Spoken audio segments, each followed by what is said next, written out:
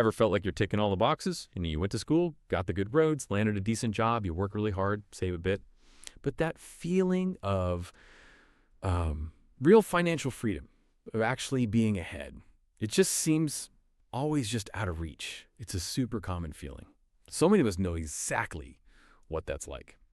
Well, today we're going to tear into a book that honestly just shook up personal finance thinking for millions. We're talking Robert Kiyosaki's Rich Dad, Poor Dad. And our mission here in this deep dive isn't just to give you a summary. Nope. We want to cut through it all, grab the absolute core insights, give you a kind of shortcut to understanding its main message about building wealth and, how it really challenges a lot of the advice we usually get. Our source material, no surprise, is a pretty deep review and some key bits right from Rich Dad, Poor Dad itself. And the heart of it really is this powerful story Kiyosaki tells about two very different father figures in his life. You got his poor dad, that's his biological father, highly educated, worked super hard, but often struggled with money. And then there's Rich Dad, his best friend's dad. Not much formal education, but he had this deep, almost gut understanding of money and how wealth works.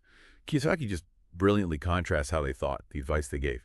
Showing how they tackled life, money, success from, completely different angles. Yeah, and what's so fascinating, and I think why it hit home for so many people, is how he uses his own story, to show these huge shifts in thinking. It's not just about what they did their jobs or whatever. It's really about how they thought about money, about work, about assets. It makes these big financial ideas feel really relatable. It's like watching, a live demo of two clashing money philosophies. That's a great way to put it, like a real-world case study in money psychology. Yeah. Okay, let's really unpack this then. Kiyosaki kicks things off with this really stark contrast.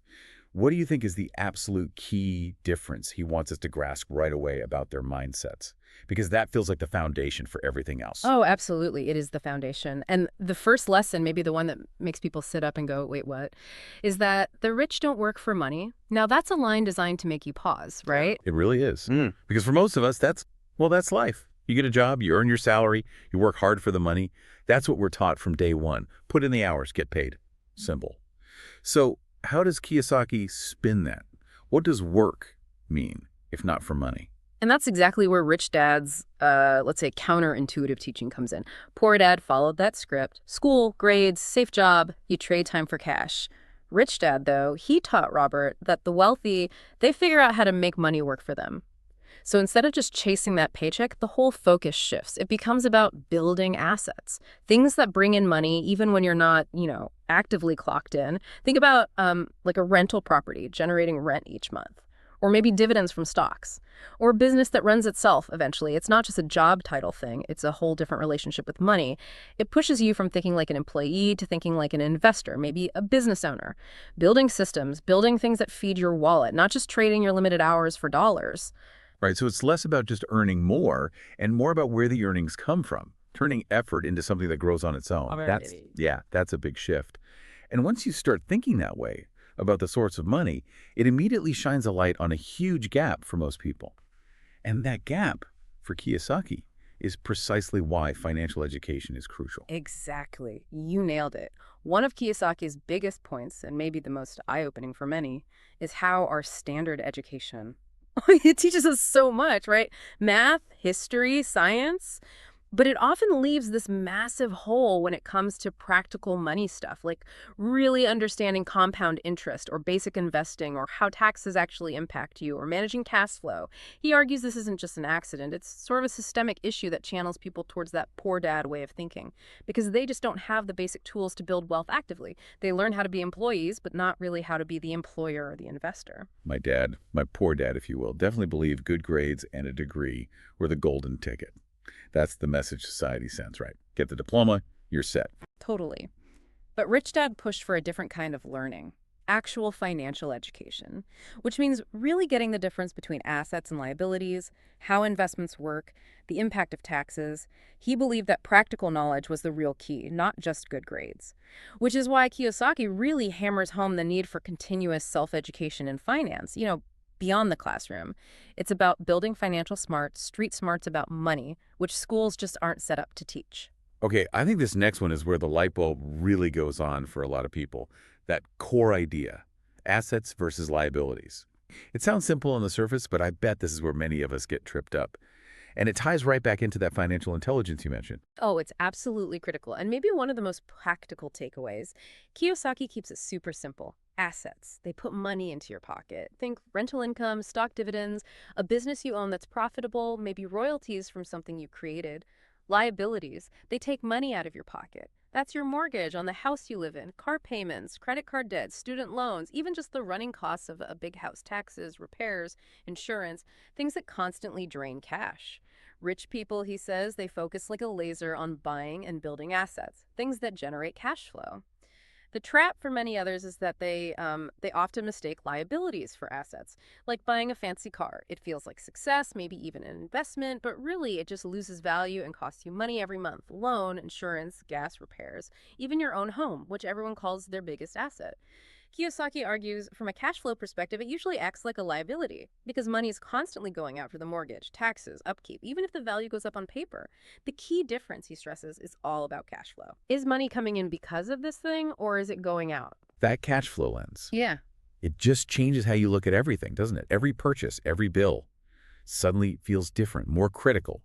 Because once you're clear on what adds money, the obvious next step is, okay, how do I get more of those things? Which leads us straight into Kiyosaki's big push for the importance of entrepreneurship and investing. Exactly. Poor Dad's world revolved around job security, a steady paycheck, Huh? a pension plan. The traditional safety net, play it safe, secure the future. And let's be honest, for a lot of people, that feels like the only sane option. The idea of quitting a job to start a business, that's terrifying for most. Totally terrifying. And that's why Rich Dad's viewpoint is such a shakeup. He valued starting businesses, taking calculated risks, investing intelligently. Kiyosaki really pushes this idea that starting something yourself or investing smartly, maybe in real estate, maybe stocks, maybe creating multiple income streams, that's the real road to financial independence. He's not saying ditch your 401k, but he is challenging that idea of just relying only on your employer and a pension that might not even be there down the road. It's about taking control, being proactive about creating wealth, not just passively hoping the system takes care of you, shifting from being just a consumer to also being a creator. So when you strip away all the practical advice, Yeah. what's really at the core, it feels like it boils down to something, well, less about spreadsheets and more about what's going on in your head, right? The power mindset. Absolutely. You hit it. Fundamentally, Rich Dad, Poor Dad is a book about mindset.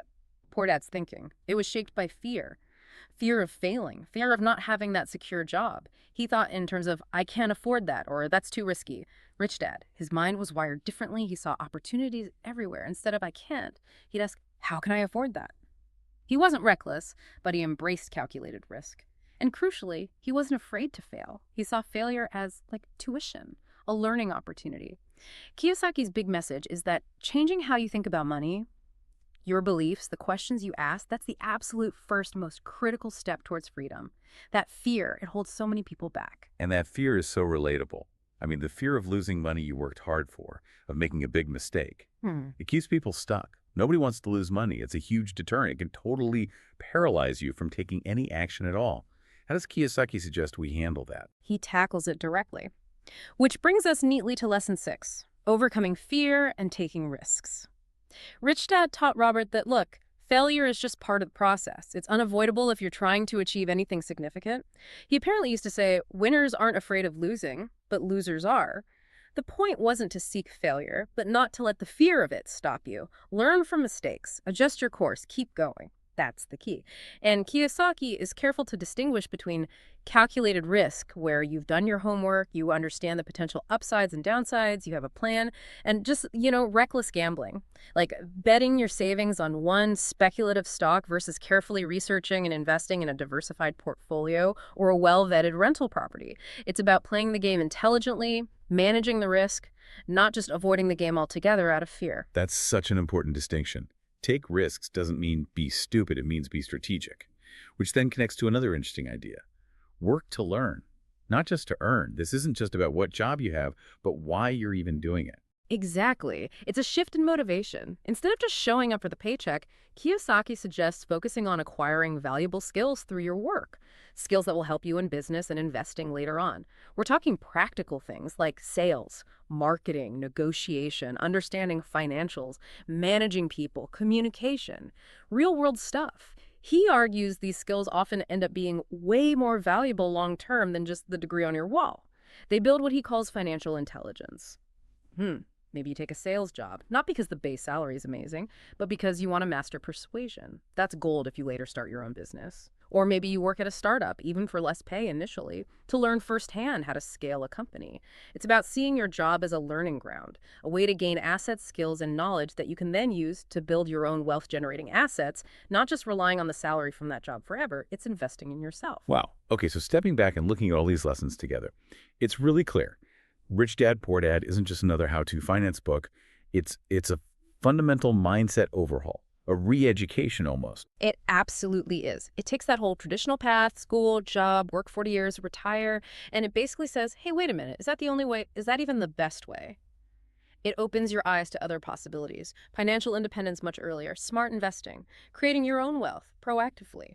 The book gives you a powerful framework for thinking differently about money, work, risk, learning.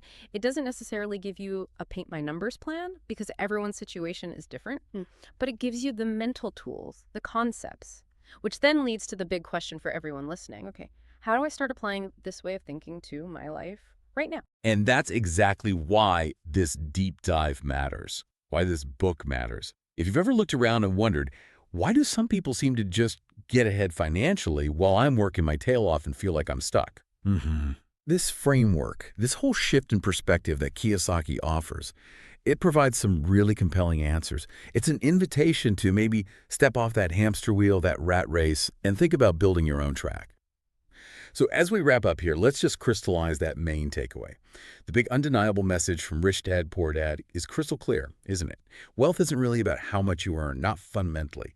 It's about how you think about money, what you do with the money you have, and, crucially, whether you're focused on building assets, things that put money in your pocket, instead of just accumulating liabilities that constantly drain your resources. Yeah, and maybe just to leave you, the listener, with something to chew on, building on all this. Think about this. Given these ideas, what's maybe one thing in your life could be a purchase, could even be a long-held belief that you've been calling an asset. But maybe, just maybe, it's functioning more like a liability in terms of cash flow. And if you identify what's one small, tiny, actionable step you could take, maybe even this week, to start shifting your focus, your mindset, your actions towards building true assets. Just think about it. That journey towards financial freedom, it often kicks off with just one change in perspective and the guts to question the advice you've always heard.